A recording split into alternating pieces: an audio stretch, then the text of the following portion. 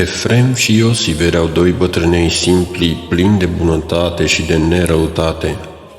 Amândoi se trăgeau din Epirul de Nord, fiind rude după trup. Au intrat amândoi odată în viața monahală, la chilia Bunăvestire, care se află puțin mai jos de obștea bătrânului Daniel Catunachiotul. Pe vremea când era mirean, bătrânul Efrem se căsătorise și dobândise 8 copii. Trăia însă cu multă evlavie și astfel i-a venit deodată dorința de a se face monah. Femeia lui însă nu voia să-l lase să plece. Atunci el, văzând împotrivirea ei, s-a rugat fierbinte ca Dumnezeu să economisească astfel lucrurile, încât el să poată pleca să se facă monah. Nu a trecut mult timp și copiii, unul câte unul, au început să moară. Când femeia lui a văzut aceasta, i-a spus înfricoșată: repede să pleci, să mergi să te faci monah ca să-mi rămână măcar 1-2 ca mângâiere.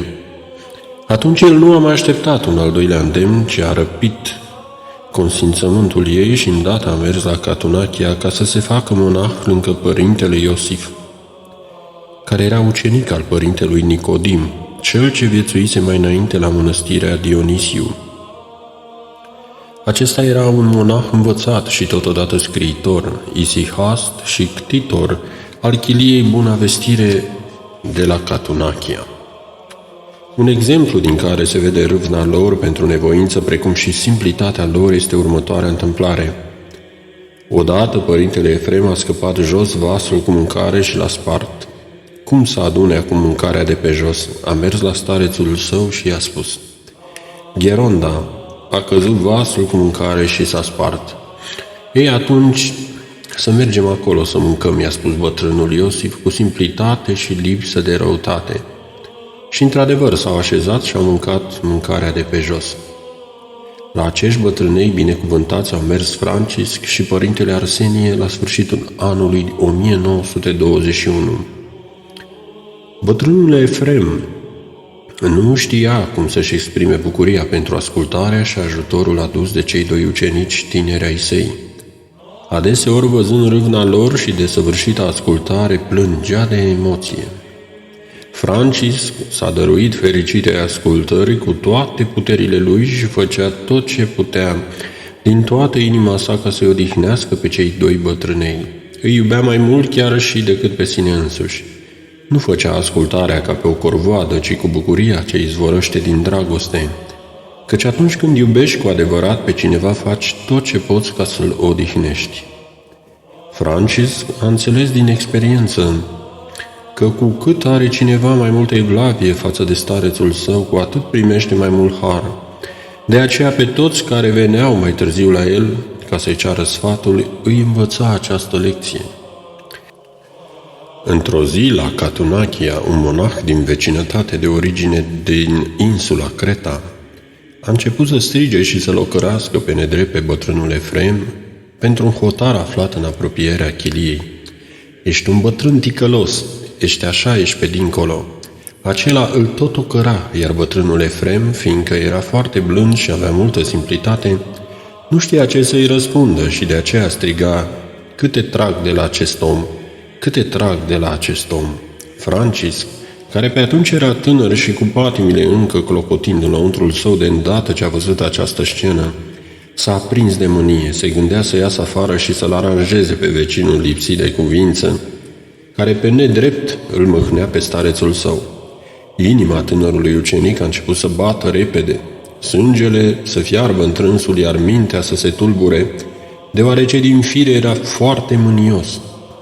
Gândul îi spunea: ieși afară și lovește-l. A înțeles însă că dacă ar fi ieșit afară, nu se știe unde s-ar fi ajuns. Ca unul ce era năvalnic și plin de bărbăție ar fi făcut mult rău. Dacă iese acum afară, nu mai scapă din mâinile mele, își spunea în sinea lui. De aceea, de îndată ce a văzut pericolul, s-a stăpânit și a alergat în bisericuța Bunei Vestiri. S-a aruncat la pământ și cu lacrimi și suspine a început să o roage pe Maica Domnului să-l oprească de la orice faptă necugetată. Ajută-mă, Ajută-mă acum, Maica Domnului, ca să nu ies afară, căci nu știu ce se va întâmpla. Ajută-mă, mântuiește-mă, potolește patima. Plângând și tânguindu-se uda pământul cu râuri de lacrimi. Când patima s-a potolit, tânărul ucenic s-a liniștit și și-a venit într-o sine. După aceea a ieșit afară și a rezolvat problema vorbându-i acelui călugăr cu multă dragoste.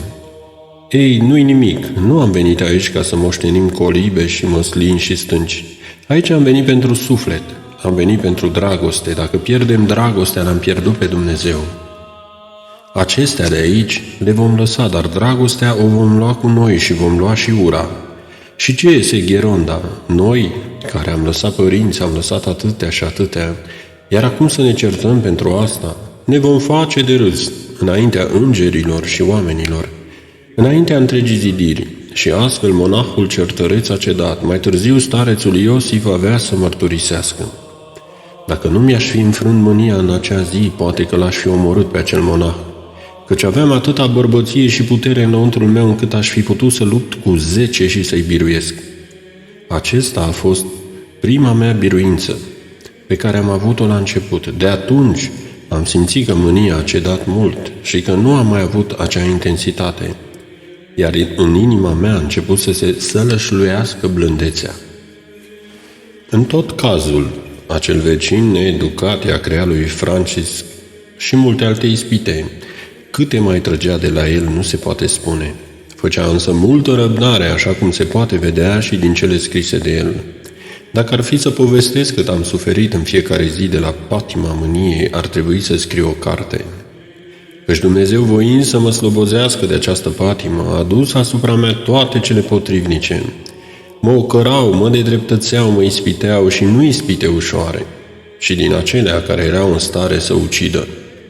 Dar răbdând și năbușind înăuntrul meu pe Satana prin răbdare nemăsurată, am fost slobozit de răutate. Petrecerea celor 2 ucenici a făcut pe stareții lor să-i socotească 2 îngeri. Pregăteau mâncarea, curățau chilia și cu multă bucurie și dragoste făceau tot ce era nevoie. Se străduiau mereu să le înțeleagă dorințele mai înainte de a le spune și căutau să-i odihnească. Atât de multe evlavii aveau față de cei 2 bătrânei, încât buzele lor picurau miere. Nici dacă ar fi fost fiii lor adevărați, nu ar fi simțit atâta dragoste pentru ei. Căci ascultarea aceasta este să te socoți pe tine însuți din dragostea ta și să-L pui pe Dumnezeu și pe stareț. Și roadele nu au întârziat să se arate. Datorită ascultării, așa cum era și firesc, au aflat multă odihnă în rugăciune. Astfel, din însăși experiența sa, Francisc a înțeles de ce părinții fericesc binecuvântată ascultare. Atunci a început să înțeleagă la ce se referă părinții atunci când spun: ucenicii, în adâncul sufletului lor, îl respiră ca niște prunci fără de răutate pe Dumnezeu și pe stareț. Și într-adevăr, în toată acea perioadă lacrimile sale curgeau ca un râu, iar inima sa ardea de dragoste pentru Dumnezeu și pentru părintele său duhovnicesc. De atunci Francisc a început să dea întâietate fericitei ascultării. Nu recomanda nicio altă virtute mai mult decât pe aceasta. Într-o epistolă de-a sa scria: nu am văzut o dihnă mai mare decât cea dobândită din ascultare.